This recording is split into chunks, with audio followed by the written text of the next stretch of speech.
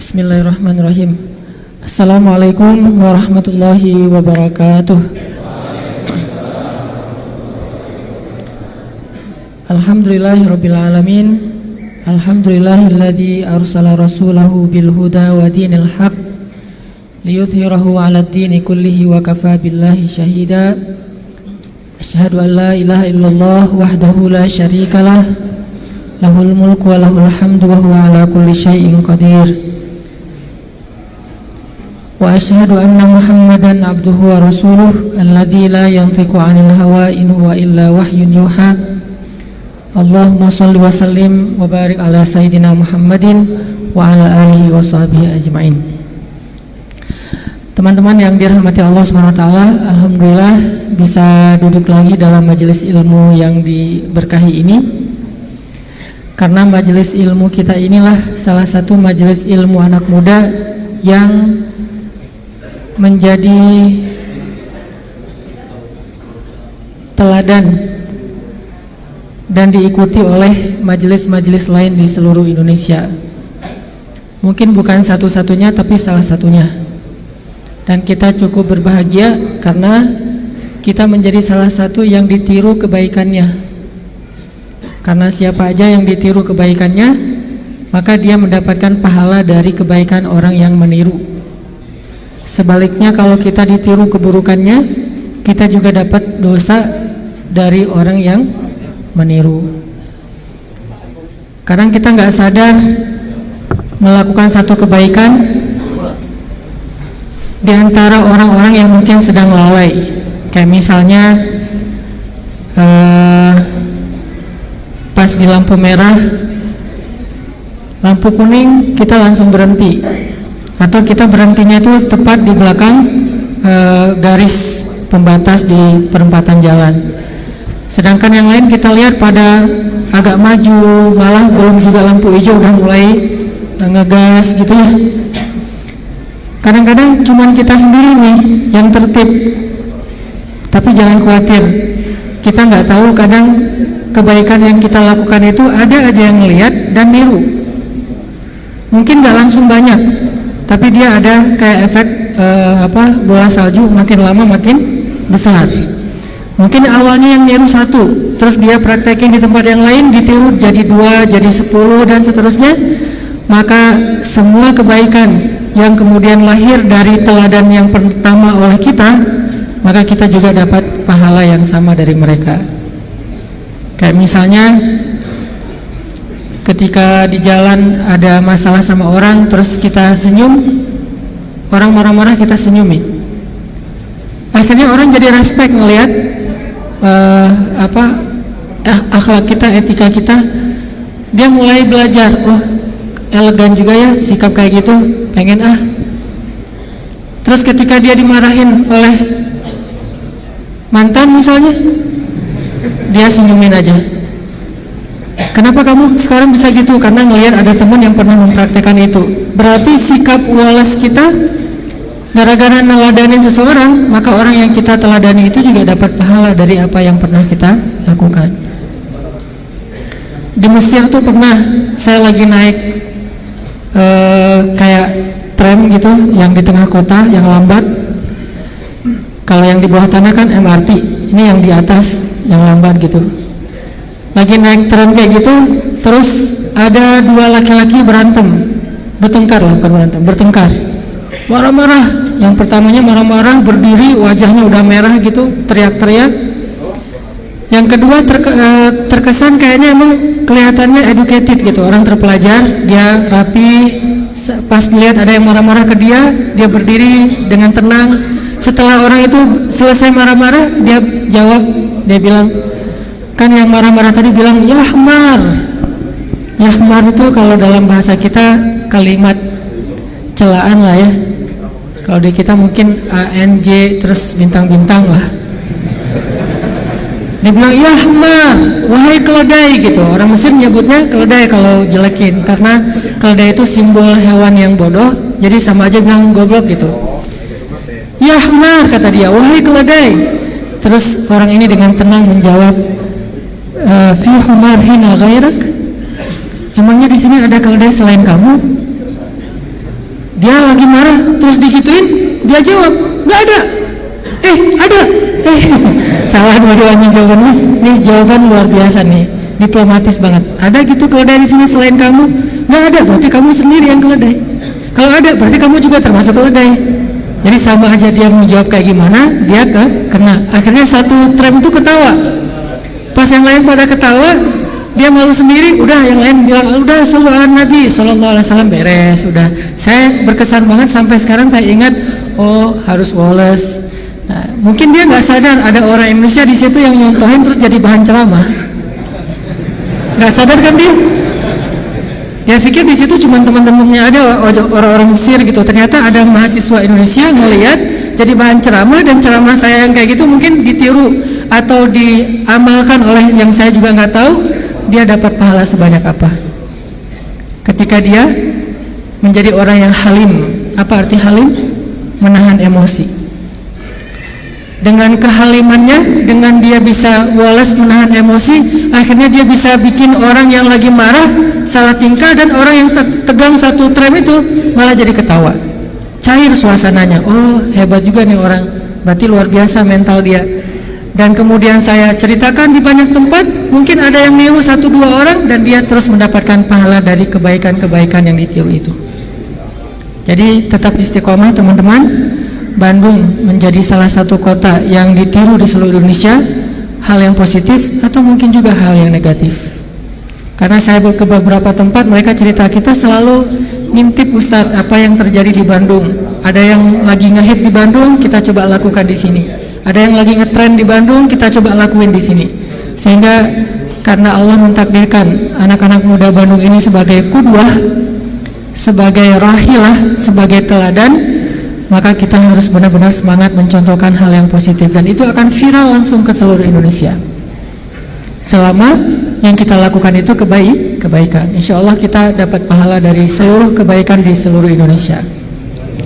Teman-teman yang dirahmati Allah Subhanahu wa taala, beberapa waktu yang lalu saya dikasih kesempatan oleh Allah dan kebaikan teman-teman bisa coba jalan-jalan ke Jepang.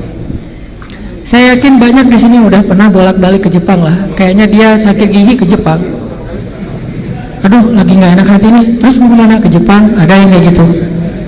Ada yang misalnya baper dikit, bete dikit, malas lah di Indonesia, ke Singapura, Malaysia. Saya yakin banyak lah di sini yang udah sering keluar negeri. Jadi nggak istimewa amat juga sih. Cuman saya hanya pengen sharing hal tentang yang saya kagumi dari apa yang saya pernah ngobrol sama teman-teman di Jepang, yang nanti ada hubungannya juga dengan materi kita tentang jangan panik, tentang wallace, tentang tawakal kepada Allah Subhanahu wa taala.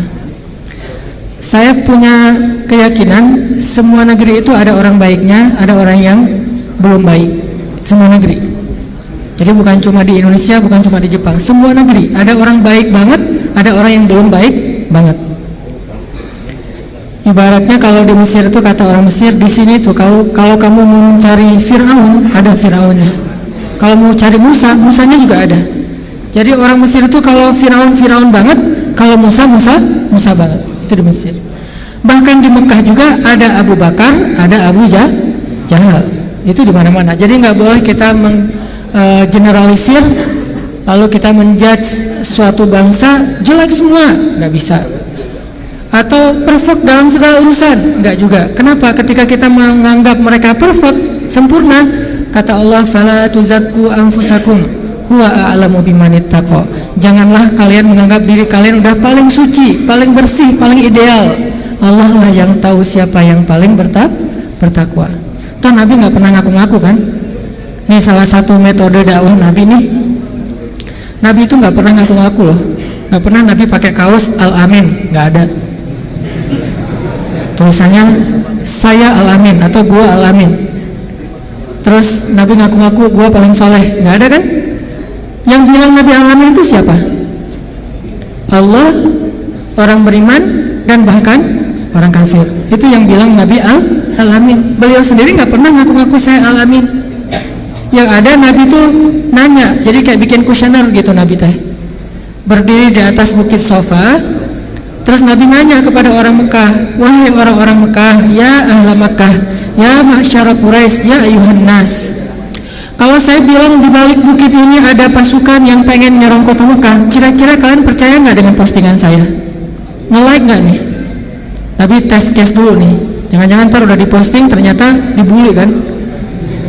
Jadi Nabi tes case dulu, kuesioner dulu. Kalau saya posting kayak gini, kira-kira kalian nge-like nggak? Apa kata orang-orang Quraisy? Kami pasti akan nge-like banget. Kami pasti akan percaya banget karena engkau Al-Amin. Tidak pernah berkata kecuali yang benar. Jadi yang bilang Nabi Al-Amin itu bukan beliau sendiri, orang lain yang bilang beliau Al-Amin. Dan itu yang harus kita teladani dari Rasulullah. Jangan mengaku soleh, jangan mengaku keren, jangan mengaku baik akhlaknya, apalagi sampai menganggap dirinya paling suci, paling sempurna, karena tidak diajarkan itu di dalam agama kita. Fala tuzakku anfusakum. Jangan kalian menganggap diri kalian sempurna. Huwa a'lamu bimanit taqwa. Allah tahulah siapa yang paling bertakwa. Udah aja? Oh ya, insyaallah kita keep dulu dengan sholat isya. Setelah itu kita lanjutkan dengan halaqah kedua insyaallah. Teman-teman yang dirahmati Allah Subhanahu wa taala, tadi saya buka dengan coba sama-sama kita renungkan salah satu kondisi yang semua mungkin sebagian besar kita tahulah. Ternyata Jepang itu luar biasa ya, secara moral, secara etika, secara kedisiplinan. Saya pernah pas turun dari pesawat kan ngambil bagasi dulu tuh di baggage claim. Kalau di kita kan baggage claim itu nggak ada garis pembatas ya, jadi pada nunggu di samping baggage belt itu kan. Nah kalau mereka tuh ada garis pembatas warna merah, itu nggak ada satu orang pun yang ngelewatin garis. Semuanya berdiri di belakang garis, padahal di situ nggak ada petugas, nggak ada polisi, nggak ada siapapun. Kalaupun ada CCTV ya nggak ngaruh-ngaruh amat lah. Kalaupun misalnya dia berdiri sebelah kakinya di dalam lingkaran, sebelah lagi di luar. Tapi karena emang udah bisa teratur, cukup garis mengatur mereka gitu. Ada garis udah selesai, nggak akan dilanggar. Terus kalau ada orang yang mau nyebrang, itu orangnya baru berdiri di sebelah trotoar gitu. Mobil mau lewat dari jauh, mobil udah berhenti. Bukan duluan ya. Kalau di kita mah orang udah jalan harus mundur lagi gara-gara mobil duluan misalnya. Kalau di sana udah ditungguin sampai orangnya jalan. Bahkan kalau di Singapura itu kartu penduduk kalau di atas usia 55 tahun kalau nggak salah itu beda ID cardnya. Kenapa? ID cardnya itu ada semacam chip yang bisa dipakai untuk kalau dia mau nyebrang, dia tempelin kartu ID cardnya itu di lampu merah, itu lampu merahnya bakalan lebih lama dari biasanya. Kalau orang normal lewat, ID card-nya nggak bisa ditempelin, jadi lampu merahnya misalnya 30 detik, ya udah 30 detik. Tapi begitu ada aki-aki pengen lewat nih, nempelin di lampu merah itu jadi 45 detik, 50 detik. Saking menghargai orang yang tua, sampai ada sistem buat kebutuhan mereka. Jadi udah teratur banget, udah rapi banget, udah moralitasnya. Kalau ketemu kita tuh langsung nunduk gitu kan ya. Sampai turun dari pesawat itu ada yang nungguin khusus bagian kayak gitu-gitu, nggak tahu pegal apa enggak gitu sehari-hari kayak gitu tuh. Dan itu udah biasa. Dan ketika kita belanja di salah satu tempat pembelanjaan tuh cari musola itu kalau kita kan di masjid misalnya ada yang nyari toilet di mana ya, nunjuk ya. Kalau mereka nggak nunjuk, dianterin. Saya nanya prayer room di mana gitu. Oh Muslim ya, dianterin. Ini prayer room, dibukain kuncinya, dikasih sajadah. Ternyata dia udah nyiapin sajadah. Terus pas dia mau ngambil sajadah, dia bilang tunggu sebentar ya, saya ambil sajadah dulu. Oh iya, dia ambil sajadah. Pas dia datang dia bilang maaf ya udah nunggu lama. Coba kita yang pengen sholat, kita yang ngerepotin dia yang minta maaf ya nunggu lama, saya ngambil sajadah dulu. Oh iya nggak apa-apa. Akhirnya kasih sajadah. Luar biasa emang secara moral. Dan tetap di negeri-negeri yang lain juga ada orang-orang baik kayak gitu. Cuman kalau ini udah sistemik, bukan cuma sekedar improve orang secara personal, tapi udah sistemik. Jadi udah tersistem di mana-mana kayak gitu. Kalau belanja nanya dari mana, Indonesia kan, Indonesia Jepang mungkin secara kemajuan negaranya mungkin beda lah ya. Harusnya mereka sebagai negara maju pas tahu dari Indonesia biasa aja. Beda kalau misalnya taunya kayak kita dari mana, dari Jepang, oh iya gitu. Ini pastor Indonesia, oh Indonesia, kayak menghargai gitu, respect kepada orang lain. Itu udah nggak usah diragukan lah. Dan saya juga salut luar biasa. Di balik semua itu ada sedikit hal yang membuat saya ngerasa, oh benar ya, emang nggak akan sempurna tanpa agama. Orang Jepang itu tingkat bunuh dirinya tinggi banget ternyata. Dalam setahun itu kasus bunuh diri nggak kurang dari 1000 kasus. Dan itu artinya setiap hari minimal ada 3 orang yang bunuh diri. Dan tempat favorit bunuh diri di Jepang adalah di rel kereta. Sehingga kalau misalnya udah ada yang bunuh diri di kereta, itu kereta kan pada berhenti tuh, dan pada jadi stuck kan di beberapa stasiun gitu, beberapa jalur. Akhirnya banyak yang rugi. Maka dari pihak kalau di kita mungkin KAI-nya langsung nyediain bus gratis buat para pelajar untuk jadi alternatif karena keretanya nggak beroperasi, ada yang bunuh diri. Saking favoritnya bunuh diri dengan cara nabrakin diri ke kereta, akhirnya ada peraturan siapa yang bunuh diri di rel kereta, berhasil atau gagal, maka keluarganya akan membayar denda sekian puluh juta. Kenapa? Karena dia bunuh diri tapi ngerugiin orang lain, bikin semuanya jadi susah, sistemnya diberhenti. Sehingga dibikin peraturan kalau bunuh diri di kereta maka keluarganya harus membayar denda sekitar kalau nggak salah hampir 90 juta bayar denda. Jadi keluarganya juga nahan kalau ada yang mau bunuh diri. Tapi tetap aja masih favorit. Kalau di Korea itu, Korea Selatan, favoritnya bunuh diri dengan cara loncat dari jembatan, terutama di musim dingin. Kalau di Jepang itu dengan cara nabrakin diri ke kereta, bukan ditabrak kereta, orang nabrak kereta. Kenapa bisa kayak gitu? Dan angkanya terlalu tinggi. Ada masalah dikit bunuh diri. Kayak misalnya mereka gagal dalam satu tugas gitu. Itu saking putus asa, saking malunya, saking kayaknya udah nggak ada lagi harapan buat hidup, nggak ada lagi alasan, mereka langsung bunuh diri. Kemarin pas saya kesana tuh lagi ada kasus bunuh dirinya itu bisa ada jasa bunuh diri. Jadi ada, kalau di kita mungkin ojek online, di sana bunuh diri online. Ada tuh, sedang ramai-ramainya di TV tuh. Kemarin pas lagi di sana tuh lagi diliput gimana proses bunuh diri yang ada online-nya. Dia bisa order. Jadi kayak semacam aplikasi gitu. Aplikasinya bunuh diri. Ini kayaknya perlu diciptakan juga. Nih aplikasi bunuh diri, dia order, terus telepon langsung online ke orang yang eksekutornya. Saya mau bunuh diri. Oh di mana? Jam berapa? Gimana? Ada beberapa menu tuh. Bisa klik bunuh diri kereta, bunuh diri minum obat, bunuh diri diapain misalnya. Tapi nggak ada menu bunuh diri dengan cara diputusin, itu belum. Padahal itu kayaknya lebih membunuh ya. Secara pelan-pelan.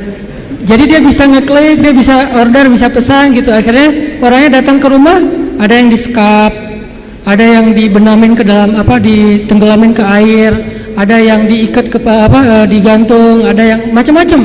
Sehingga ada satu eksekutor yang udah membunuh belasan orang, dan itu lagi rame di Tokyo, lagi dibahas di TV Tokyo. Ternyata bunuh diri juga sampai ada kayak jasanya gitu. Kalau bahasa kita sampai ada aplikasi bunuh diri, saking tingginya tingkat bunuh diri. Kenapa masalahnya? Masalahnya akhlak mereka udah luar biasa kepada manusia, kepada alam, tapi hati mereka kosong. Sehingga bisa dibilang di dalamnya itu rapuh. Nggak akan tough menghadapi masalah-masalah sekecil apapun. Nggak lulus kuliah, bunuh diri, nggak lulus kuliah. Misalnya bete dikit, hari ini kok panas banget ya, bunuh diri. Enggak kayak gitu amat juga sih. Nah, ini artinya tingkat putus asanya terlalu tinggi karena tidak ada daya tahan di dalam hatinya. Dan ketahanan seseorang di dalam hati itu tergantung tingkat tawakalnya kepada Allah Subhanahu wa taala. Makin dia bergantung kepada Allah, makin dia woles, makin dia nggak gampang yai'as, nggak gampang putus asa ketika punya masalah. Nabi Yusuf itu kan masalahnya bertubi-tubi. Ketika Nabi Yusuf dilemparkan ke dalam sumur, ketika Nabi Yusuf dipenjarakan, ketika Nabi Yusuf difitnah, ketika Nabi Yusuf, banyak masalah Nabi Yusuf. Tapi pesan Nabi Yakub alaihissalam kepada anak-anaknya, la tai'asu min rauhillah, baik kepada Yusuf ataupun kepada kakak-kakaknya.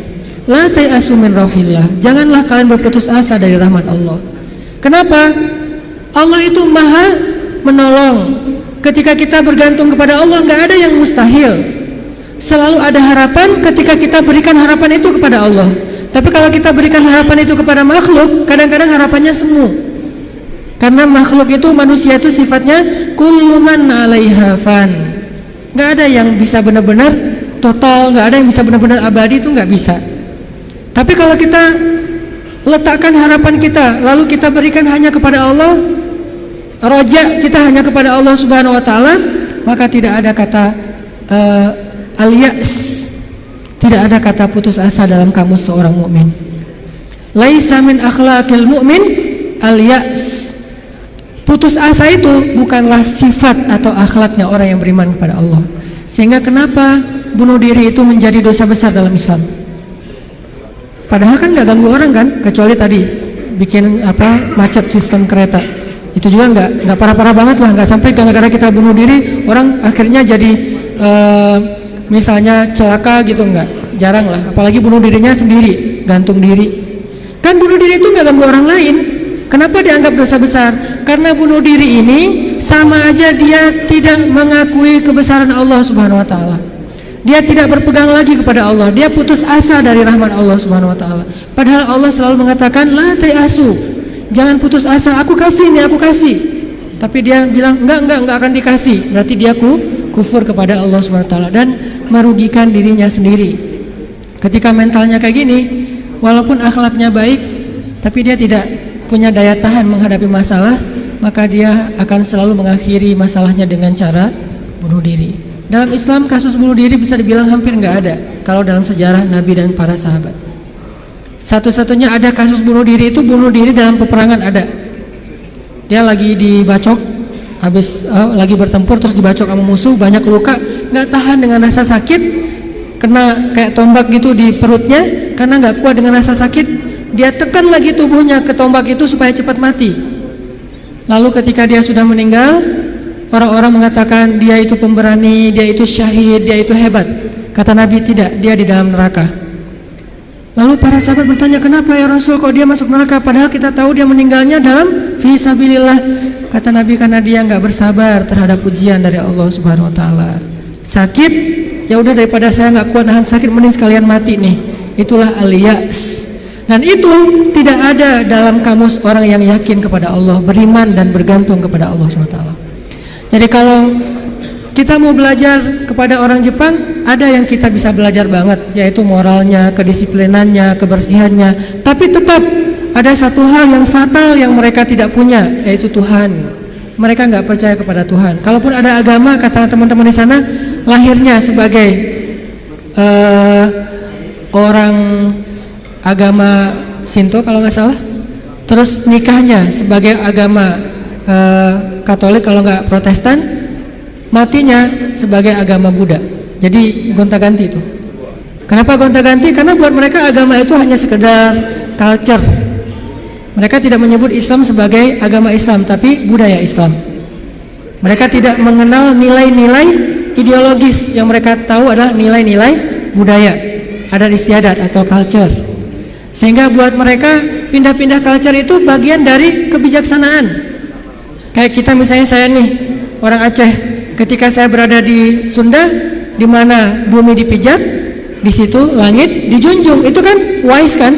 Ketika kita menghargai budaya tempat kita tinggal, keramahan keramahan lokal atau apa gitu. Nah ini kan apa? Kearifan lokal. Arif kan bijaksana nih. Nah karena mereka menganggap agama itu hanya sekedar culture, maka arif menurut mereka itu ketika kita bisa beradaptasi dengan semua momen-momen culture itu. Masa-masanya Valentine mereka jadi orang Kristen. Masa-masanya hari tertentu misalnya hari besar Cina misalnya mereka jadi orang Buddha. Masa-masa tertentu mereka jadi orang Shinto dan segala macam.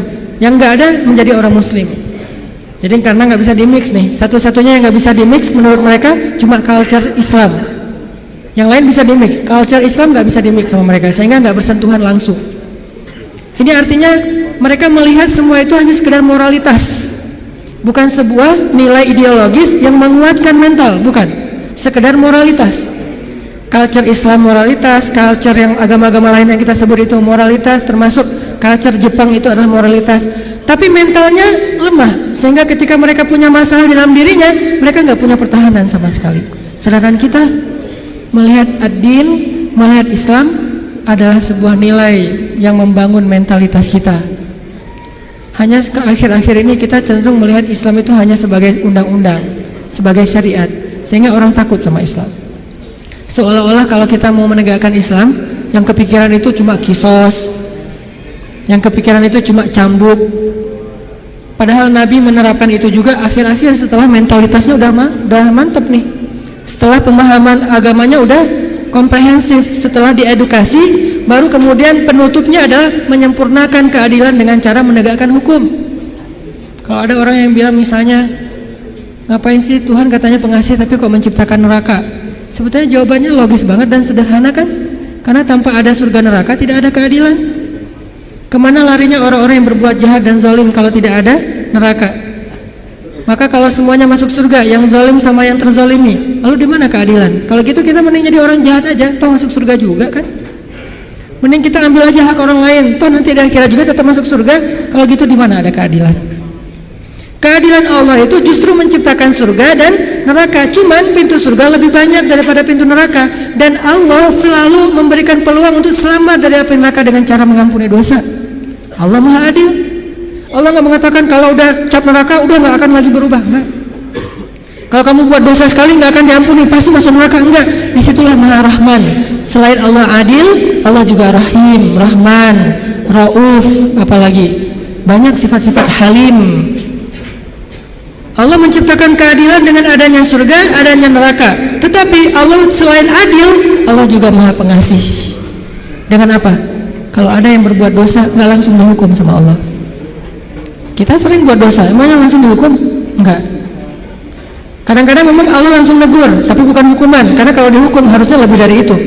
Kalau ditegur, karena kadang-kadang kita nggak sadar dengan cara-cara yang baik. Allah kasih sedikit, ada cemeti sedikit biar kita dicambuk sedikit, ditoel dikit ya, biar kita sadar.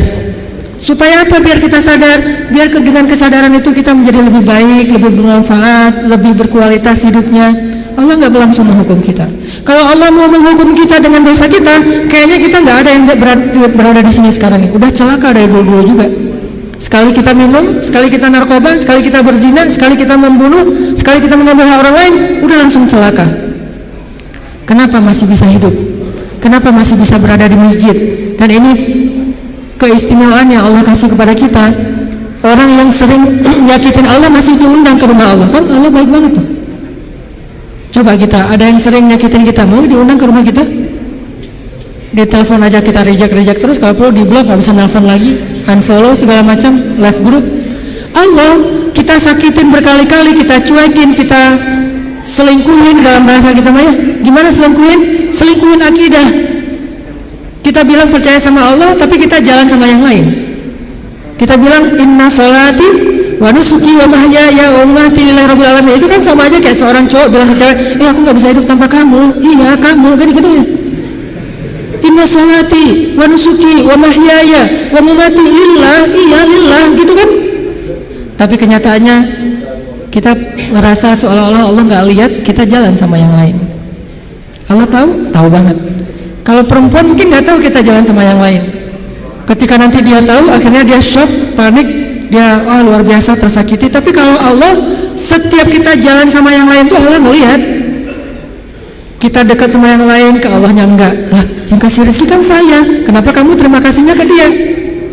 Yang memelihara kamu kan saya. Kenapa kamu baiknya ke dia? Kok saya enggak? Berbuat baik kepada hamba Allah, Allah senang. Tapi kenapa kepada Allah enggak? Ini agak-agak kurang fair nih. Ke makhluk yang enggak berjasa, kita jadi baik. Ke Allah yang maha berjasa, kita cuek. Malah kita menuduh Allah dengan tuduhan-tuduhan yang enggak pantas. Ngerasa Allah enggak penting dalam hidup kita. Kalau Allah nggak sabar, makanya Allah itu sabur. Apa arti sabur? Sabar banget. Allah itu sami. Apa arti sami? Dengar curhat banget lah. Kita pasti nggak kuat dengar curhat teman-teman kita. Bayangin kalau yang curhat ke kita itu ada puluhan orang, kan stres juga tuh setiap hari. Allah dicurhatin miliaran orang setiap hari, coba. bukan miliaran orang, miliaran makhluk, semuanya curhat kepada Allah. Yas'aluhu man fis samawati wal ardh. Semua yang ada di langit dan di bumi curhat kepada Allah. Tapi Allah mendengar semua curhat mereka seolah-olah mereka itu cuma satu orang doang gitu. Dan baru pertama kali curhat, akhirnya Allah mendengarnya tuh sami'un. Betah banget ngedengerin curhatnya. Betah banget Allah dengar curhat kita, nggak pernah. Kan kamu udah kemarin curhat giliran atau dengan yang lain, enggak kan? Kita berdoa setiap hari kan udah kemarin giliran, soalnya yang berdoa itu banyak loh. Kita di DM aja, di japri aja kadang-kadang bete juga nih kalau udah dijawab sekali terus nanya lagi karena banyak banget yang bertanya. Kan agak capek tuh makhluk. Makanya kita nggak disebut sami'un, tapi kita sami'un. Allah sami'un, kita sami'un. Apa bedanya? Kalau sami'un senang mendengar, tapi tetap ada batasnya. Kalau sami'un pendengar banget, betah banget ngedengerin, gak ada batasnya, gak pernah Allah capek mendengar curhat kita. Lagian kadang-kadang kita yang dicurhatin ke Allah itu masalahnya itu juga belum selesai. Allah gak pernah bilang belum selesai juga masalah yang kemarin, gak pernah Allah ngomong gitu. Kayak berlarut-larut kamu tuh masalah gak beres-beres, Allah gak pernah ngomong kayak gitu kan. Tetap aja hambaku ada apa, Allah mendengar. Dan bukan cuma mendengar, Allah yang ngedatangin kita ke langit dunia setiap sepertiga malam. Terus Allah bertanya, hal min dihajah, ada nggak di antara hambaku yang butuh sesuatu? Sini. Hal min taib, adakah di antara hambaku yang pengen taubat? Sini aku terima taubatnya. Hal min mustaghfir, adakah di antara hambaku yang pengen minta ampun? Sini aku ampuni dosanya. Allah datangin kita, Allah nawarin jasa kepada kita, masih kita bilang juga Allah nggak berjasa dalam hidup kita. Masih kita bilang kita nggak butuh Allah Subhanahu Wa Taala. Fa bi ayyi ala'i rabbikuma tukadziban. Jadi teman-teman, ada orang kadang dalam kehidupan kita itu berjasa banget sampai kita nggak bisa ngelupain dia. Salah satunya dalam hidup saya misalnya yang paling berjasa itu ibu nomor satu pastinya ya. Kedua istri. Orangnya ada soalnya di sini. Ibu, istri. Kalau selain keluarga, oke, itu keluarga. Selain keluarga, siapa yang paling berjasa? Dalam hidup saya itu salah satu yang cukup banyak ngebantu saya itu adalah salah satunya nih. Ada saudara saya, Ustadz Muhtarom namanya, dosen Unpad, tinggal di Antapani. Beliau yang pertama banget nampung saya ketika saya baru hijrah ke Bandung. Ketika saya nggak tahu tinggal di mana, nggak punya rumah kontrakan, ngontrak juga nggak bisa. Beliau nampung saya tinggal di rumah beliau beberapa lama di Antapani. Beliau kenalin saya dengan ibu-ibu Masjid Salim, nih dari Musir nih, mau nggak dengerin ceramahnya, enak loh. Padahal saya juga masih bingung ceramahnya gimana ya, nggak pernah ceramah. Sekali-kali ceramah yang kebalik kan Allah Shallallahu Alaihi Wasallam, Rasulullah Subhanahu Wa Taala. Sekali-kalinya ceramah kebalik saking nervousnya. Disuruh ceramah sama Ustadz Muhtarom, ini ceramah. Akhirnya ibu undang-undang saya awal-awal dikenalin di Bandung, berjasa banget. Sehingga kalau misalnya beliau miss call nggak keangkat sama saya, langsung saya telepon balik. Kalau beliau SMS, langsung saya read, langsung typing, langsung bales. Kenapa? Karena saya merasa beliau berjasa dalam hidup saya. Adakah yang lebih berjasa dalam hidup kita daripada Allah Subhanahu Wa Taala? Toh beliau juga hamba Allah. Allah yang mengirim beliau untuk saya. Allah yang mengirim ibunda untuk saya. Allah yang mengirim istri saya untuk saya. Kalau Allah nggak kirim istri saya buat saya, nggak mungkin saya bisa nikah sama dia. Kan saya sering cerita, saya bukan tipe dia banget. 4 pantangan pada diri dia tuh ada di saya. Ya Allah, jangan itu ada di saya semuanya. Coba kalau Allah nggak membolak-balikan hati dia, mana mungkin saya nikah sama dia kan? Kayak mustahil gitu, karena bukan tipe dia banget. Ya Allah, jangan yang orang Sumatera, jangan brewokan, jangan yang bob. Udah dob, brewokan pula. Jangan anak pesantren, karena mungkin beda kebiasaannya, terlalu soleh kali menurut dia gitu. 4-4-nya ada pada diri saya, terutama yang Bab dan Sumatera nih. Orang Sumatera kuliah di Mesir, dan Mesir mah Sumateranya Arab. Arab itu kayak kita, ada Sundanya, ada Jawanya, ada Betawinya, ada Sumateranya. Mesir itu Sumateranya Arab. Di Mesir tuh nggak ada cerita kita nungguin bus di halte tuh nggak ada. Yang ada ngejar bus. Bus tuh nggak pernah berhenti untuk ngangkut penumpang, nggak ada tuh. Bus lihat kita lagi nungguin, malah dia iseng, makin dicepetin. Akhirnya kita kejar, wah, koboi banget lah kehidupan di Mesir mah. Dia cuma berhenti kalau yang nungguin itu ibu-ibu. Kenapa? Karena ibu-ibu di Mesir itu raja, nggak ada yang berani sama ibu-ibu. Benar-benar queen tuh kalau ibu-ibu teh. Di Mesir ibu-ibu belanja nih ya, mang, apa bahasa Arabnya? Gitulah pokoknya, mang, itu saya pengen ikan, gitu ya. Oh iya, pas diambil ternyata ikannya matanya agak-agak merah gitu, mungkin agak-agak lama di freezer. Akhirnya bilang, ini kenapa nih ikan matanya merah? Begadang ya? Nggak jadi deh, malah sama ikan yang suka begadang, cari yang lain, ganti lagi yang lain. Udang aja, baunya nggak enak, ganti lagi. Berkali-kali gonta-ganti. Itu yang dagang ikan tuh nggak boleh marah. Kenapa? Yang ngomong seorang perempuan. Dan di Mesir itu perempuan sangat dihormati, nggak boleh berdebat dengan perempuan, aib. Debat dengan cewek itu aib. Kalau dimarahin cewek itu aib. Mending kita menghindar aja deh. Kalau kita naik bus, duduk nih, ibu-ibu naik harus berdiri. Kalau nggak berdiri itu dianggap aib, satu bus semuanya aib. Kalian laki-laki atau apa kalian teh? Ada perempuan masuk ke bus, kalian pada duduk cuek itu, malu-maluin kalau di Mesir. Sehingga kalau ada ibu-ibu naik ke dalam bus nih, cowok-cowok semuanya berdiri siap. Silakan pilih kursi yang mana aja. Ibu-ibu boleh memilih. Kalau di kita kan laki-laki memilih, salah. Ini ibu-ibu yang memilih, saya mau di situ. Kenapa? Cowoknya ganteng. Dia milih tuh. Terserah dia mau duduk di mana. Cuma dua, ibu-ibu sama ulama. Kalau ada ulama Al-Azhar, karena ulama Al-Azhar, dosen-dosen saya di Al-Azhar itu nggak punya mobil pribadi, mereka hidupnya sederhana. Gajinya gede sih, tapi asal gajian langsung ngasih beasiswa kepada mahasiswa yang kurang mampu. Kalau udah gajian tuh saya ngerasain sendiri nih, dia gajian ngambil di admin ya, karena dulu nggak ada transferan. Mesir itu agak-agak terlalu ya gitulah, manual ya, nggak ada transfer. Satu-satunya komputer di ruang admin tuh dipakai main kartu. Karena dia nggak ngerti sistem komputerisasi akun kayak gitu tuh, akuntan tuh nggak ngerti dia tuh. Tahu satu-satunya komputer dipakai main kartu. Pas kita lagi ngantri, om kita lagi ngantri nih, ntar tunggu dulu, kita lagi nih belum beres nih, gitu coba. Tapi menghargai banget kepada orang tua, ulama, ibu-ibu. Nah, ada dosen saya ngambil gajinya kurang lebih sekitar 2.000 pound. 1 pound itu dulu sekitar 3.000 rupiah, lumayan lah ya. Hampir 10 juta gajinya. Dia ngambil gaji sekitar 10 juta, langsung datangin mahasiswa yang kita lagi nongkrong di depan kelas, depan kampus, datangin, ya abnai, manggilnya lembut, anak-anak, kata dosen teh, kalian udah beli buku kuliah belum? Kita senyum-senyum, padahal udah, tapi senyum-senyum aja. Mau bilang udah, jujur. Mau bilang enggak boleh dusta ya, senyum-senyum aja. Oh ya udah nih, beli buku, alhamdulillah. Akhirnya kita beli buku, cuma bukan buku kuliah, buku tambahan gitu, kayak buku sejarah, buku apa, alhamdulillah. Dia ngasih dari 10 juta, 5 juta itu buat anak-anak. Nah itu kebiasaan di sana tuh dosa-dosanya. Makanya karena hidupnya kayak gitu, sederhana, nggak punya kendaraan. Dosen kalau mau ke kampus bareng dengan kita pagi-pagi tuh naik bus. Cuman kalau kita ngejar, kalau bus supirnya nggak berani, disuruh dosen Al-Azhar ngejar bus kan nggak mungkin ya. Kalau melihat itu ada penampilan dosen, langsung busnya berhenti. Begitu dosennya naik, langsung jalan tuh, nggak peduli kita lagi di tangga kayak di apa, nggak peduli tuh. Kan dosen dulu yang naiknya. Prof silakan. Dosennya naik, baru dosennya di atas, kita langsung bergelantungan tuh, bus langsung jalan tuh. Sampai ada beberapa mahasiswa Malaysia karena nggak terbiasa mungkin. Mereka kan biasanya naik taksi nih, karena beasiswa dari kampus, dari kerajaannya gede. Kalau kita kan beasiswanya dari Al-Azhar. Mesir itu negara miskin, tapi ngasih beasiswa puluhan ribu mahasiswa asing. Negaranya miskin, tapi bisa ngasih beasiswa, luar biasa.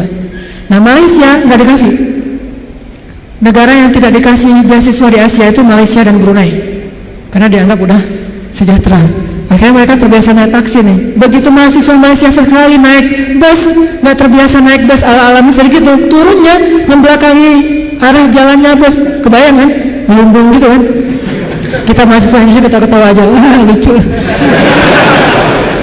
Kalau kita kan udah biasa cowboy ya, kejar bus, terus turunnya sambil lari. Kadang-kadang kalau bawa barang itu, barangnya dilempar dulu ke dalam bus, langsung dikejar, naik gitu. Udah biasa lah kayak gitu-gitu di Mesir. Tadi cerita apa tadi teh? Hubungannya? Ya gitulah, nggak ada hubungannya. Pokoknya balik lagi ke tema ya. Intinya ketahanan hati kita itu ketika kita dekat kepada Allah Subhanahu Wa Taala. Jadi nggak ada ceritanya dalam kamu seorang mukmin ada masalah, baper, udah gitu bunuh diri, nggak ada.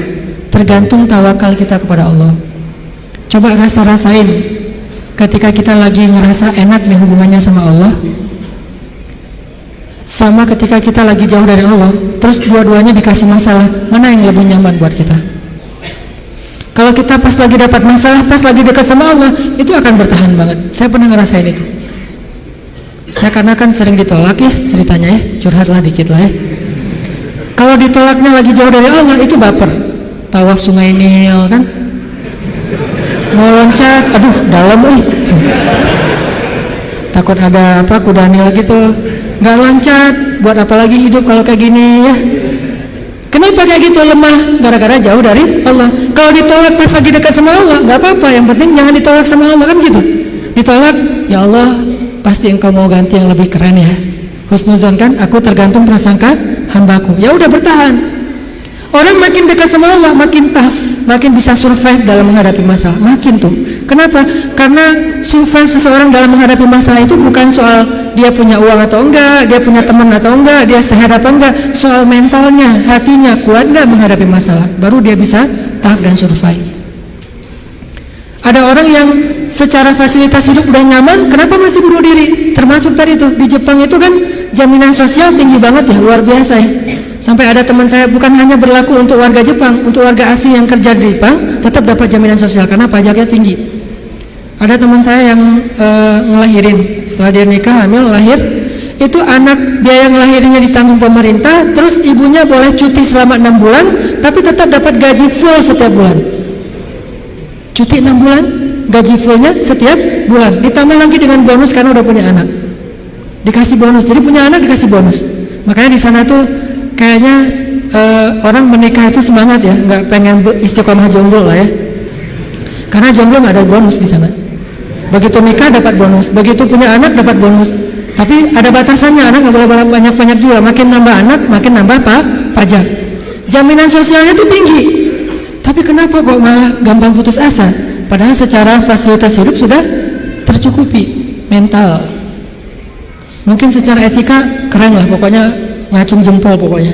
Tapi kalau mentalnya lemah, kosong, ada yang gersang di dalam hatinya karena tidak diisi dengan kata Allah di dalam hati mereka.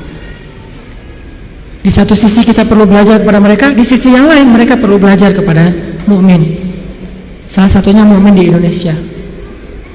Ketika kita jauh dari Allah, mulai naik tingkat kriminal, mulai naik tingkat bunuh diri, mulai banyak orang yang putus asa, mulai banyak orang yang mengeluh, terjadilah krisis sosial. Itu ketika jauh dari Allah.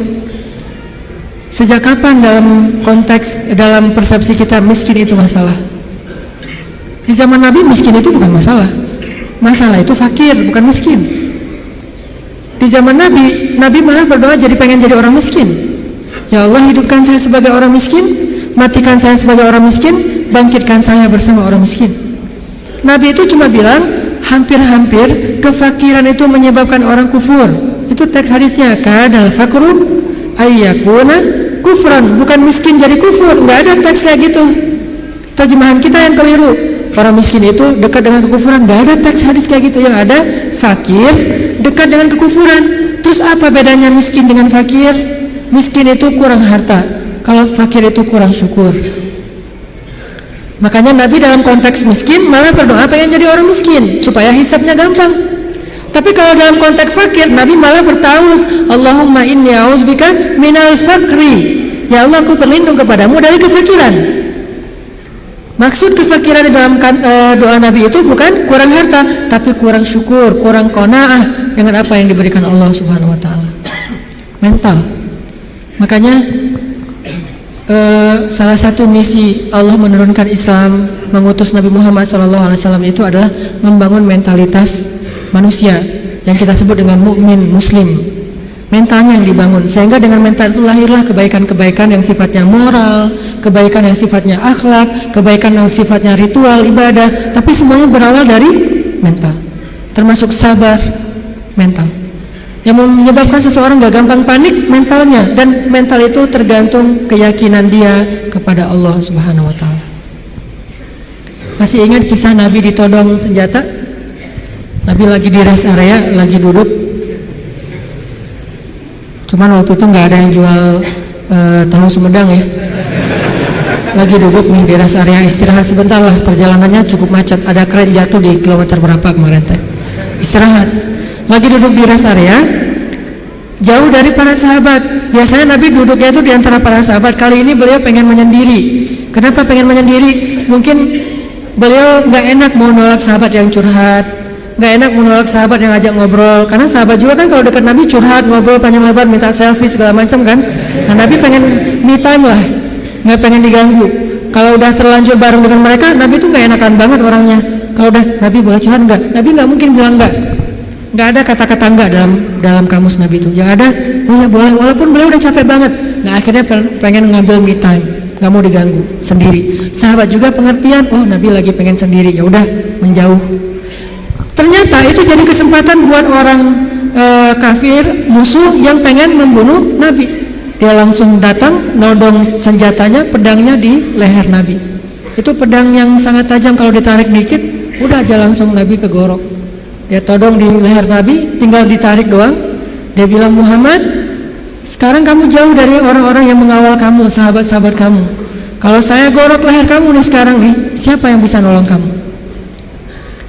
Di situ kelihatan tawakal Nabi itu, gambaran tingkat tawakal Nabi itu benar-benar hakut tawakulih. Kayaknya rasa-rasanya nggak ada di antara kita yang bisa tawakal sekeren itu. Tapi setidaknya kita bisa mengambil itu sebagai inspirasi. Ternyata tawakal itu menguatkan mental. Walaupun gak sekuat Nabi memang. Nabi kan di atas rata-rata ya, manusia paling istimewa lah. Siapa yang bisa nolongin kamu Muhammad? Nabi dengan tersenyum melihat ke arah dia, dengan tenang mengatakan, Allah. Saking mantapnya kata-kata Nabi sampai bikin orang itu gemetar, jatuh tuh pedangnya. Kita belum bisa kayak gitu. Ketika kita datengin, Pak saya mau melamar anak Bapak, kamu ngasih makan apa buat anak saya? Allah yang ngasih makan. Astagfirullahaladzim, ayo terima. Gak bisa, langsung gemetar tuh orang, mertua langsung gak bisa berdiri. Mana bisa kita naklukin mertua dengan kata-kata kayak gitu kan. Kemarin aja tadi pagi saya disuruh minta sharing di Mabes TNI aja, saya yang gemetar. Biasanya kan enjoy gitu, ceramah santai dan cari-cari bahan ngebully. Mau ngebully TNI, bayangin. Di depan jenderal-jenderal, bintang 2, bintang 3, ini mau ngebully apa ini? Saya kan mati langkah kalau nggak ngebully ya. Jadi bingung mau kayak gimana. Udah aja kaku, nggak jelas itu, salting, pokoknya sampai mereka juga ngeliat ini ceramah atau lagi curhat ya, nggak jelas gitu. Artinya kita tuh nggak punya mental kayak Nabi tuh. Menghadapi makhluk aja kadang-kadang keder. Nabi menghadapi orang yang satu-satunya paling memusuhi beliau, udah siap pengen menggal kepala beliau. Coba imajinasikan deh adegan itu. Karena kalau cuma baca teks sejarah nggak akan dapat apa-apa. Oh gitu doang. Padahal kita juga nggak bisa kayak gitu kan. Bisa nggak kita ketika lewat satu jalan terus digonggong sama guguk misalnya, terus kita santai, kamu dan saya sama-sama hamba Allah, bisa nggak kayak gitu? Sehingga dia langsung melipir, oh ya salah ngegonggong Ustadz ya. Nggak gitu kan? Tetap aja kaget. Walaupun nggak takut, mungkin kaget pasti dengan suaranya nyentangnya. Baru sekali dia bersuara langsung, oh udah gitu jaim-jaim melihat orang ada yang lihat nggak, saya kaget gitu kan ya. Tapi Nabi nggak sama sekali kayak gitu. Dia todong, dan orangnya itu preman. Bayangin tatoan preman yang udah biasa bunuh orang buat dia itu kayak hobi, kayak kita ngopi gitu. Aduh hari ini belum bunuh orang gitu.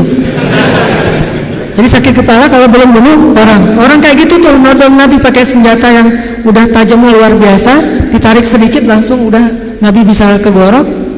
Nabi menjawab dengan tenang, Allah yang nolong saya.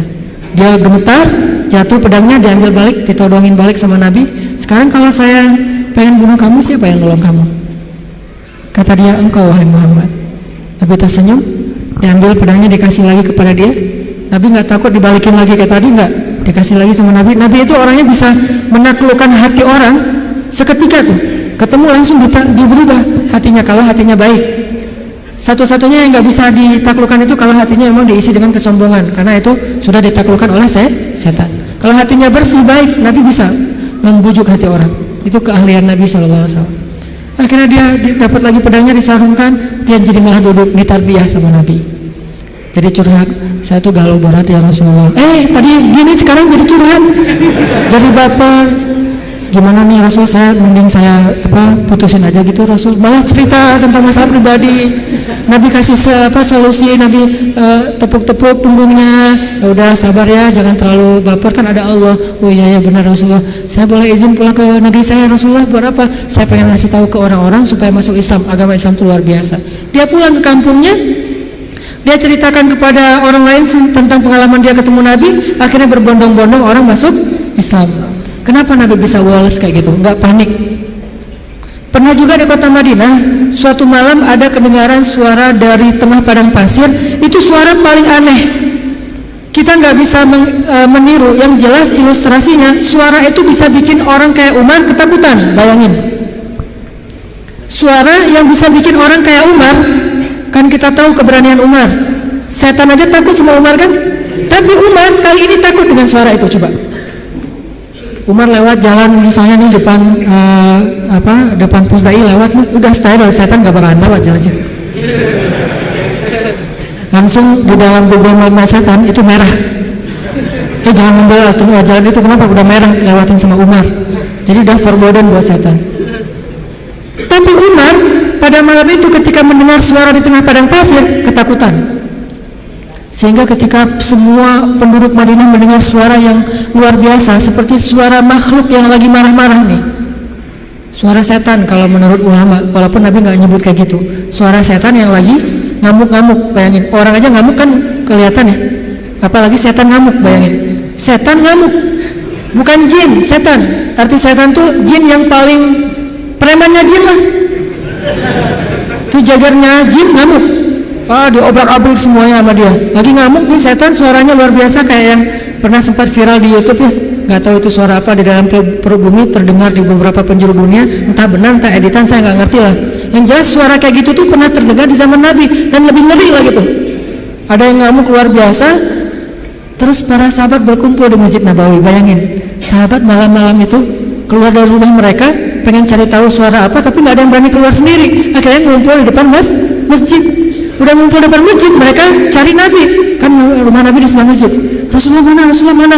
Umar, terus sekelas Sa'ad bin Abi Waqqas, Abu Ubaidah bin Jarrah yang udah nggak takut mati sama sekali. Orang-orang yang pemberani lah.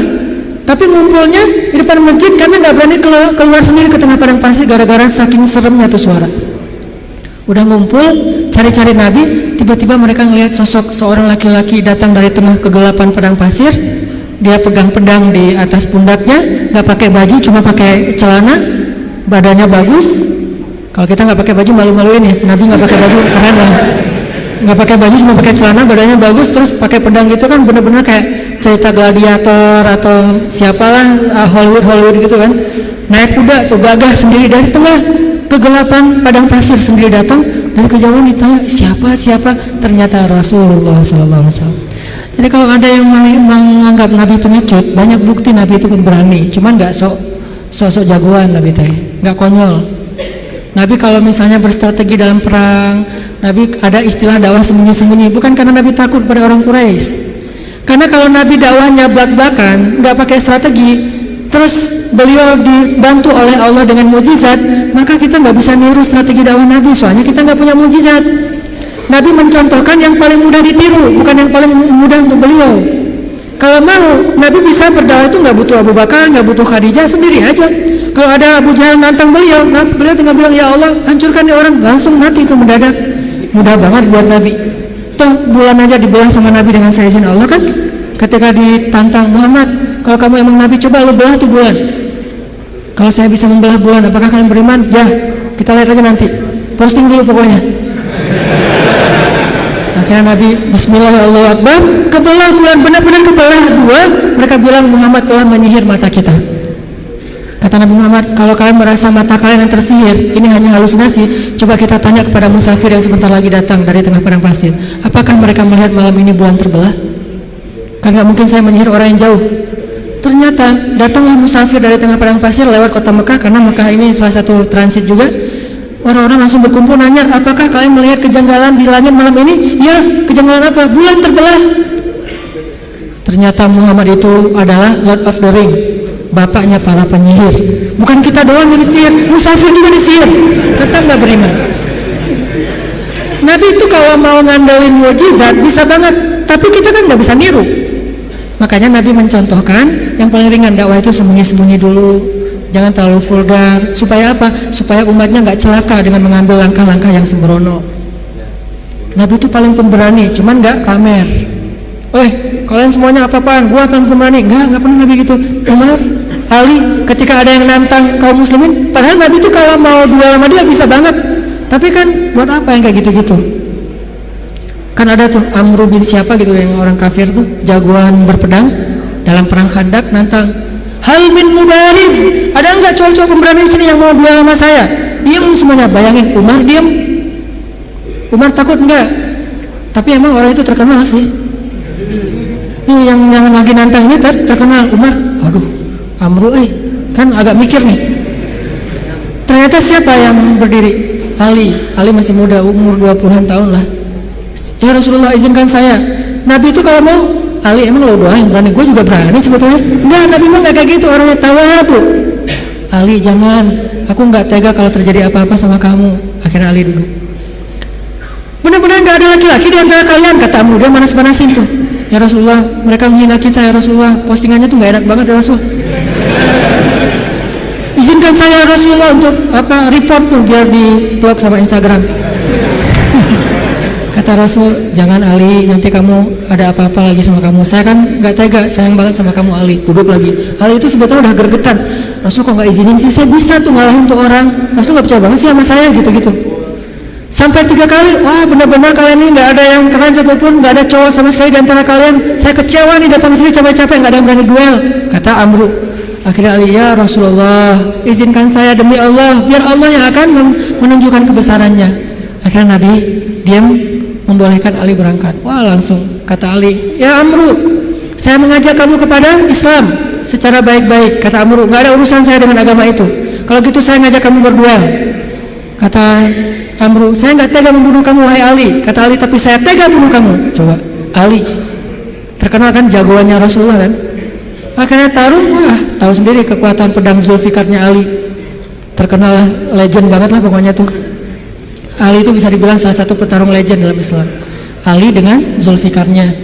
Akhirnya tuh orang terkapar, penggal sama Ali dan mati dalam peperangan itu hal yang wajar. Jadi nggak ada urusan HAM-nya mana tuh, hak asasi manusia. Ini perang. Kecuali perangnya di dalam kota, baru ngomongin HAM. Karena Islam itu sangat memperhatikan HAM kalau perangnya di dalam kota. Nggak boleh nebang pohon, nggak boleh bunuh perempuan, nggak boleh menyakiti anak kecil, nggak boleh menyakiti orang tua, nggak boleh menyakiti orang yang sudah melepaskan senjatanya. Itu etika perang dalam Islam kan.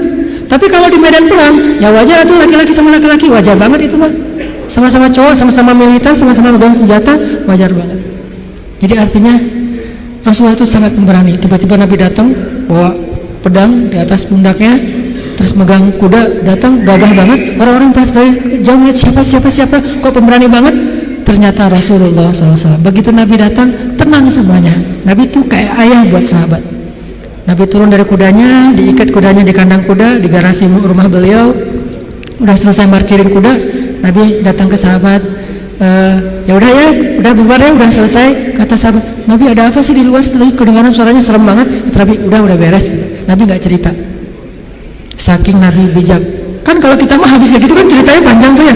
Wah gua tadi habis tarung loh sama dia, kan gitu ya. Nggak bijak banget kita mah. Kalau Nabi bijak, udah beres. Nggak, gua habis tarung, wah babak belur lah pokoknya. Dia udah nggak patah kaki, patah tangan. Tadinya tuh dia gaya-gaya nantang gua, nggak tahu siapa Muhammad gitu-gitu kan. Ini anaknya Abdullah, cucunya Ismail, seorang sniper. Ismail kan terkenal sniper ya. Mata Ismail itu turun kepada Nabi Muhammad, mata yang tajam. Salah satu keistimewaan Nabi itu matanya tajam, sehingga beliau itu nggak pernah meleset dari memanah. Cuman kenapa nggak terkenal? Karena Nabi nggak suka manah seseorang yang tidak layak. Nah kita mah cuman manah calon juga nggak kena kan ya. Gagal lagi. Insya Allah nanti saya sharing cara memanah. Nabi itu jagoan memanah, seorang jago main berpedang, lomba berkuda pernah beberapa di waktu Nabi masih ABG ini belum jadi Nabi, sering lomba berkuda kan, sama Hamzah, Nabi sering menang. Jadi jago kuda, jago mana sambil berkuda itu udah biasa buat Nabi. Cemen lah itu mas, kecil, sepele, kayak kita ngemil doang itu mah. Nggak ada apa-apanya buat Nabi. Tapi apakah Nabi pamer? Enggak, udah beres. Nggak ada yang Nabi cerita, wah tadi gua berantem tuh sengit banget sampai 10 ronde loh. Nggak ada cerita kayak gitu. Ini menunjukkan bahwa keberanian Nabi SAW bukan hanya karena beliau punya fisik yang ideal, tapi karena punya iman yang ideal. Bilal bin Rabah itu fisiknya nggak ideal, bukan masalah warna kulit, tapi dia lemah. Karena warna kulit itu sekarang bukan lagi ukuran keren nggak keren, malah sekarang makin dof tuh kan makin gimana gitu ya.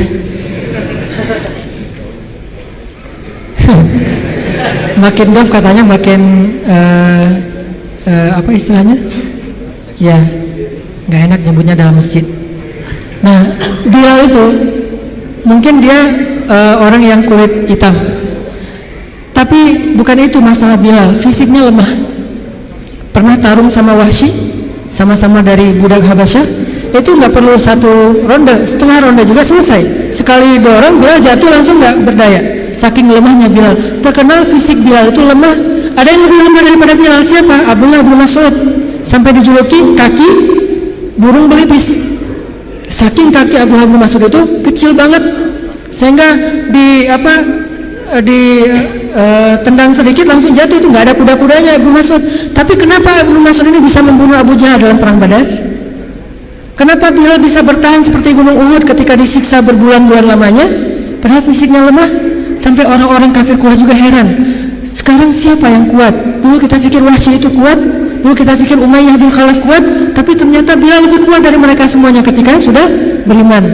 Lalu ketika mereka bertanya kepada Bilal, ya Bilal, setan apa yang merasuki kamu tiba-tiba kamu jadi orang yang tangguh? Kata Bilal, iman, bukan setan, iman yang masuk ke dalam hati saya, dan itu meneguhkan seseorang.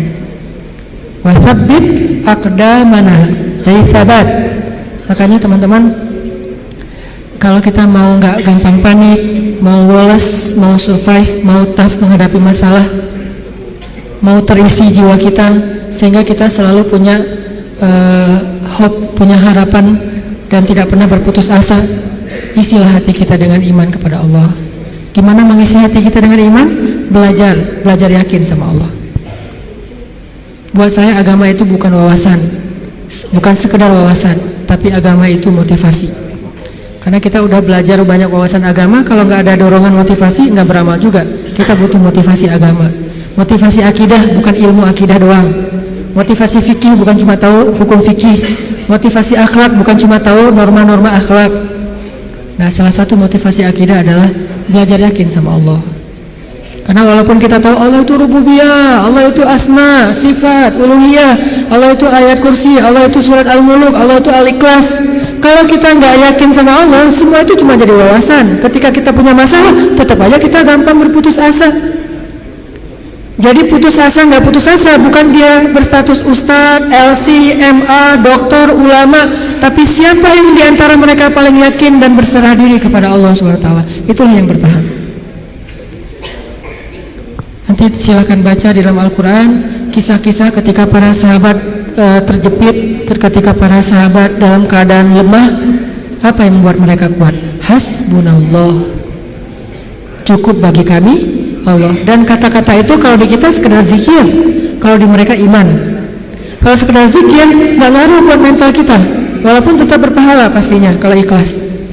Tapi ke mental kita nggak ngaruh. Kita udah bilang hasbiyallah, kok saya masih galau Ustadz? Berarti belum jadi iman, belum jadi belief, belum jadi faith, baru sekedar kata-kata dalam bentuk ritual zikir, baru jadi syair buat kita. La haula wala quwata illa billah, subhanallah, alhamdulillah, Allahu akbar, baru jadi syair-syair yang berpahala buat kita, tapi belum menjadi motivasi dan keyakinan di dalam hati kita. Belajar yakin. Jadi ilmu itu tempatnya di sini, bukan di sini. Di sini mah bonus. Tapi kalau di sini banyak, di sini nggak ada, maka ilmu itu tidak berarti apa-apa di sisi Allah. Kalau di sini ada, walaupun di sini sedikit, maka itu jadi sesuatu. Bilal, siapa lagi? Yang ilmunya sedikit tapi amalnya luar biasa, Khalid itu kan kalau sholat ayatnya itu aja ya, asal sholat al-ikhlas, asal sholat al-ikhlas, kita banget lah pokoknya. Jadi ada teladan nih, kenapa lo ikhlas terus kayak Khalid? Khalid itu kalau sholat ayatnya ayat pendek gitu, sampai orang komplain, kan dia sebagai amir ya, sebagai komandan militer, begitu sholat di lapangan, di tempat peperangan, dia ngimamin sholat. Orang udah bisa nebak, lihat aja ya, pasti kalau nggak Al-Ikhlas, Al-Falaq, An-Nas. Kayak kita banget lah pokoknya, Al-Ikhlas, Al-Falaq, An-Nas. Dan itu udah otomatis, nggak sengaja lagi, udah kayak gitu, udah ngalir satu paket. Sholat pasti itu. Sampai orang komplain, Khalid, kangen sekali-kali ganti ayat yang lain, sekali-kali ayatnya yang panjang gitu, biar kita lebih semangat. Kata Khalid, maaf ya, hafalan saya cuma segitu-segitunya. Soalnya saya sibuk dengan tugas-tugas militer, jadi nggak sempat ngafal Quran. Kalau kita tugas militer enggak, hafal juga enggak ya. Kalau Khalid karena sibuk dengan tugas militer, dia sebagai jenderal bintang 4 yang tugas ekspansi militernya tuh banyak banget, merintis dari awal sampai ke Irak, ke Yaman, ke Suriah, kemana-mana lah. Akhirnya nggak sempat ngafal Quran secara konsen kayak Ibnu Mas'ud, Ibnu Abbas. Maaf ya gitu. Tapi tetap amalnya banyak, walaupun hafalannya sedikit. Kenapa? Karena ilmu buat mereka tempatnya bukan di dalam wawasan kepala, tetapi keyakinan di dalam hati. Belajar iman, belajar yakin kepada Allah. Sehingga kita tetap respect kepada orang-orang Jepang dalam urusan moralitas, tapi kadang kita merasa kasihan kepada mereka. Moralitasnya udah sempurna, tapi kenapa mereka bisa baik kepada makhluk, nggak bisa baik kepada Khalik yang udah ngasih semua kebaikan itu untuk mereka? Agak-agak kurang fair nih. Kurang kayaknya ada yang klise. Ke manusia baik, ke alam baik, tapi ke pencipta manusia dan alam nggak diakui gitu. Ini kan agak klise ya. Nah ini kita agak kasihan. Nah alhamdulillah teman-teman Indonesia di sana tuh giat banget melakukan dakwah, sehingga banyak banget orang Jepang yang udah masuk Islam. Ketika dia masuk Islam, dia sadar, oh ternyata emang ini yang dibutuhkan bangsa Jepang selama ini. Yang lain udah keren lah, tapi ini masih kurang nih. Mereka sendiri yang testimoni, yang nggak dipunyai oleh bangsa Jepang itu adalah Islam. Kalau punya Islam sempurna, udah nggak ada lagi yang perlu dikritisi, udah nggak ada lagi yang perlu dicari-cari celahnya, udah ideal banget. Tapi itulah makhluk, tidak ada yang sempurna, sehingga tugas kita bukan menjudge, bukan menghakimi, bukan menjelek-jelekan, bukan mengeneralisir. Tugas kita adalah saling mengisi. Di satu sisi kita respect dengan moralitas orang Jepang, di sisi yang lain kita tetap yakin tanpa iman semua itu tidak akan pernah benar-benar hakiki. Ibarat casingnya bagus, tapi nggak ada software apa-apa di dalamnya, jadi nggak bisa terlalu optimal dipakainya juga. Itulah kita. Mudah-mudahan kita belajar juga kepada bangsa-bangsa yang udah modern tapi mereka disiplin, walaupun mereka nggak tahu teks-teks agama, supaya nggak jadi bumerang buat agama kita, teman-teman. Kalau selama ini mungkin banyak yang melihat Islam itu sesuatu dengan sebelah mata, bukan Islamnya yang remeh, bukan Islamnya yang nggak sempurna, yang nggak ideal. Kita yang belum menunjukkan idealnya Islam kepada manusia. Bisa jadi yang menjelek-jelekan Islam itu bukan orang di luar Islam, kita sendiri tanpa kita sadari. Gimana caranya menjelekkan Islam? Kita mungkin nggak menghina Islam, nggak menghina Al-Quran, nggak menghina hadis, tapi akhlak kita yang nggak sabar, sama saja seperti kita menampilkan wajah Islam yang tidak ideal, yaitu wajah kita atau akhlak kita. Ketika kita memakai baju Islam, di situ ada tanggung jawab besar. Kita harus tunjukkan Islam yang indah, Islam yang ideal kepada semua manusia. Saya juga kadang-kadang sedih ngelihat Arab Saudi terutama, karena di situ pusatnya Islam kan. Ketika kita udah sering ke luar negeri, ke Jepang, ke Korea, ke Singapura, kemana-mana gitu yang teratur, pergi ke negeri pusatnya Islam, baru juga sampai di bandara, baru di imigrasi, itu kita udah kayak jomplang banget gitu. Di Singapura imigrasinya, kalau misalnya kita bawa bayi, dikasih jalur khusus bagi yang bawa bayi, biar cepet, nggak perlu ngantri. Terus kalau misalnya kita salah ngantri, dikasih tahu, udah ada petugasnya senyum ngasih tahu, dikasih form supaya kita ngisi sambil jalan. Di Jeddah, kita udah ngantri, mereka ngobrol sambil minum teh. Hei saya ngobrol berdua. Ya kita ngantri nih. Kalau kita agak protes dikit, Pak, saya udah ngantri tadi, dia marah-marah kepada kita. Ini kasihan, bukan Islamnya ya, orangnya yang tidak bisa menunjukkan betapa indahnya Islam. Nabi nggak pernah nyontohin kayak gitu loh. Karena sifat Nabi itu rafah banget. Gak usah orang ngantri, orang baru melihat ke Nabi aja, Nabi langsung senyum.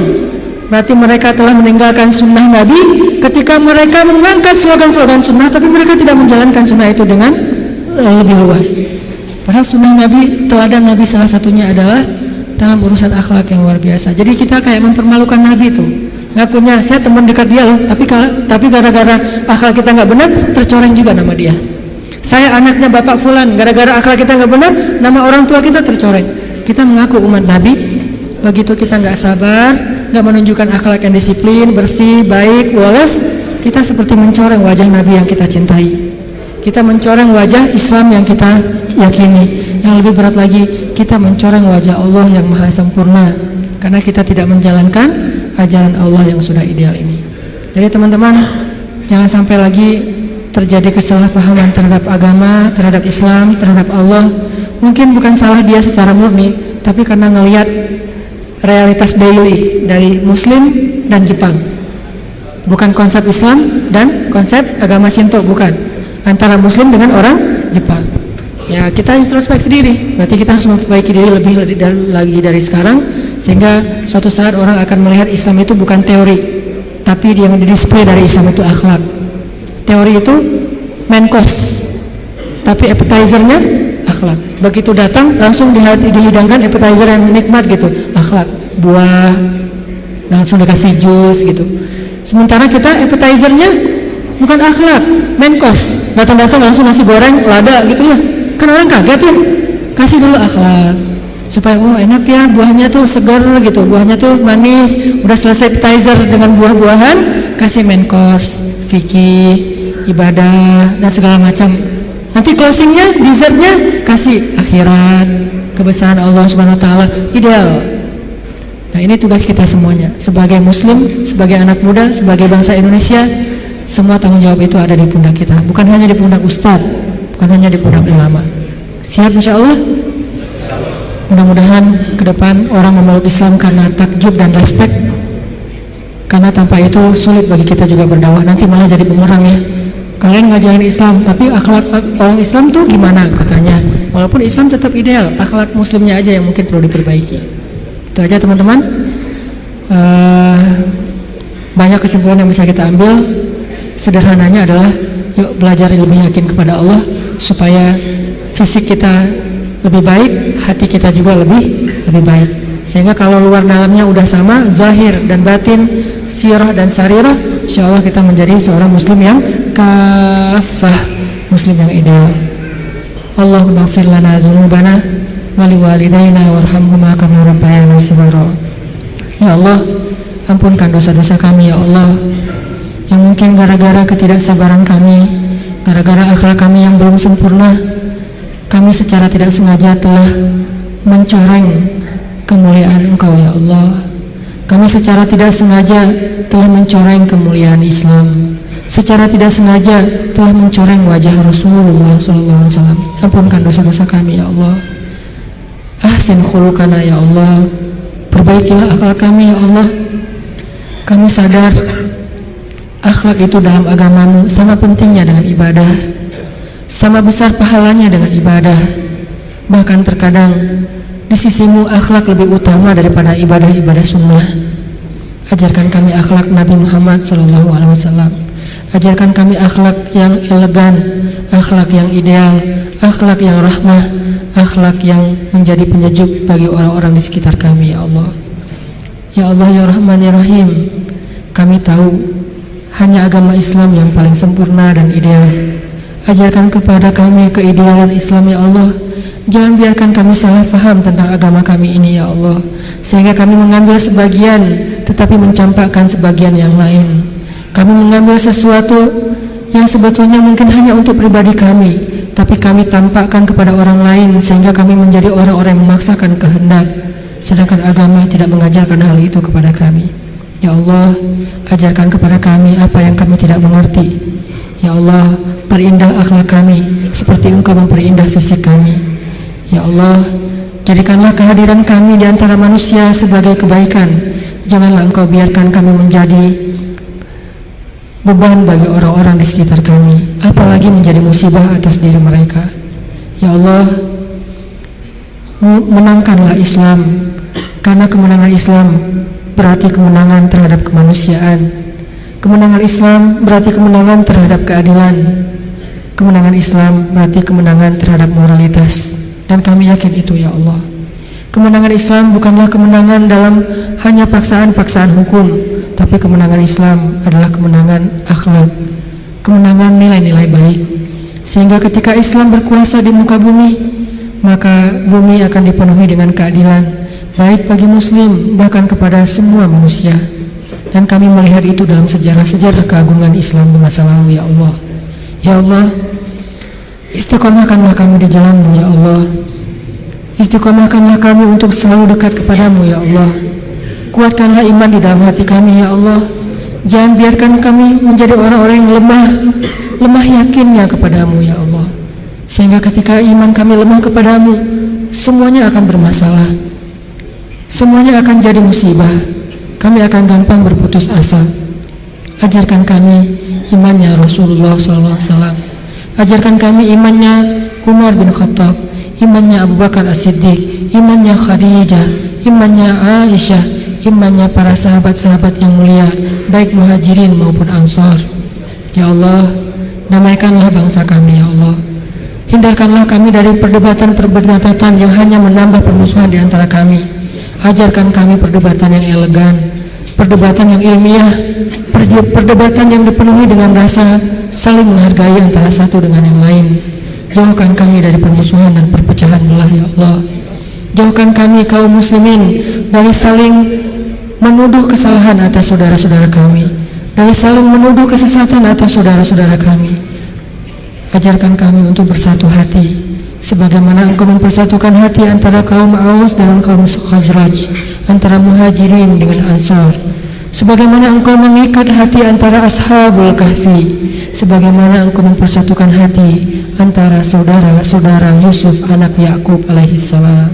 Ya Allah, berilah petunjuk-Mu kepada pemimpin-pemimpin kami, karena kami yakin pemimpin itu bisa menjadi orang yang pertama di antara kami yang masuk ke dalam surga-Mu karena keadilannya, bisa juga menjadi orang yang pertama dan paling dalam nerakanya karena kezalimannya. Beri petunjuk kepada pemimpin-pemimpin kami agar mereka bisa bersikap adil, pemimpin yang takut kepada Engkau ya Allah, karena ancaman yang paling besar adalah ancaman-Mu ya Allah, siksaan yang paling pedih adalah siksaan-Mu ya Allah, agar mereka menjadi pemimpin-pemimpin yang pemberani kepada makhluk tetapi takut kepada Khalik, sehingga mereka takut untuk mengambil hak-hak rakyatnya, menzalimi bangsanya, sehingga mereka takut menyia-nyiakan amanah dan wewenangnya ya Allah. Berilah rahmat-Mu kepada ulama-ulama kami ya Allah. Jadikanlah ulama di antara umat seperti matahari di siang hari. Jadikanlah ulama perannya benar-benar seperti peran Nabi di tengah-tengah para sahabat. Karena kami pernah mendengar ya Allah, Nabi bersabda, al-ulama warathatul anbiya, ulama itu adalah pewaris Nabi. Maka siapa yang menyakiti ulama sama saja dengan menyakiti Nabi. Siapa yang membantah ulama sama dengan membantah Nabi. Siapa yang menjelek-jelekan ulama, memfitnah ulama sama dengan memfitnah Nabi. Dan tidak ada yang menyakiti Nabi kecuali orang-orang munafik ya Allah. Lindungilah kami dari sifat kemunafikan. Jangan sampai kami berselisih dengan para ulama kami ya Allah, karena itu adalah dosa besar bagi kami. Engkau akan murka kepada seorang anak yang durhaka kepada ayah dan ibunya. Begitu juga Engkau murka kepada seorang umat yang durhaka berbantah-bantahan kepada ulamanya. Ya Allah, ajarkan kami menjadi suami yang teladan bagi istri dan anak-anak kami, teladan yang baik. Ajarkan kami menjadi istri yang taat kepada suami, menjadi penyejuk bagi hati suami-suami kami ya Allah, sebagaimana Khadijah, sebagaimana Aisyah menjadi penyejuk hati bagi Rasulullah SAW. Ajarkan kami menjadi seorang suami yang penyabar, seperti sabarnya Rasulullah, seperti sabarnya Umar, seperti sabarnya Ali bin Abi Thalib radhiyallahu anhum ajma'in. Ya Allah, berkahilah negeri kami, bantulah dakwah kami. Sungguh tidaklah kami berdakwah kecuali karena kami cinta kepada agama ini, karena kami cinta kepada negeri ini, karena kami ingin memberikan karya-karya yang positif membangun negeri dan menjalankan agama yang Kau amanahkan kepada kami ya Allah. Bantu kami dalam dakwah kami ya Allah. Bujuklah hati-hati pemuda Islam di Indonesia agar kami sama-sama berhijrah dan belajar agama lebih baik, agar kami memperbaiki akhlak kami, agar kami lebih dekat dengan rumah-rumah-Mu ya Allah. Ya Allah ya Rabbana, Beri kami kebaikan di dunia dan kebaikan di akhirat. Lindungilah kami dari azab api neraka. Rabbana atina fid dunya hasanah wa fil akhirati hasanah wa qina adzabannar. Subhanakallahumma wa bihamdika asyhadu an la ilaha illa anta astaghfiruka wa atubu ilaik. Assalamualaikum warahmatullahi wabarakatuh.